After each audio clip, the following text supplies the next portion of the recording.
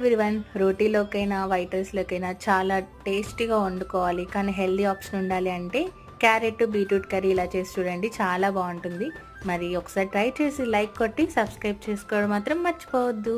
ఒక ప్యాన్లోకి oil add చేసి జీలకర్ర, ఆవాలు, పచ్చనిపప్పు, మినప్పప్పు ఇవి ఫ్రై అయిపోయినాక వెల్లుల్లిపాయలు ఒక 6 దంచుకొని వేసుకోండి. ఎండుమిర్చి, పచ్చిమిర్చి, ఉల్లిపాయ ముక్కలు వేసి టేస్ట్ తగ్గంత సాల్ట్, కొంచెం పసుపు వేసి ఆనియన్స్ కొంచెం సాఫ్ట్గా అవ్వగానే బీట్రూట్ ముక్కల్ని ఇలా సన్నగా కట్ చేసుకొని యాడ్ చేయండి. మూత పెట్టేసి 5 నిమిషాలు మీడియం ఫ్లేమ్లో మగ్గనివ్వండి. తర్వాత తురుముకున్న క్యారెట్, కట్ చేసుకున్న కొత్తిమీర, కరివేపాకు వేసుకోండి. ఎంత కలర్ఫుల్గా ఉందో కదా, మరి తప్పకుండా ట్రై చేయండి. చాలా హెల్దీ రెసిపీ ఇది.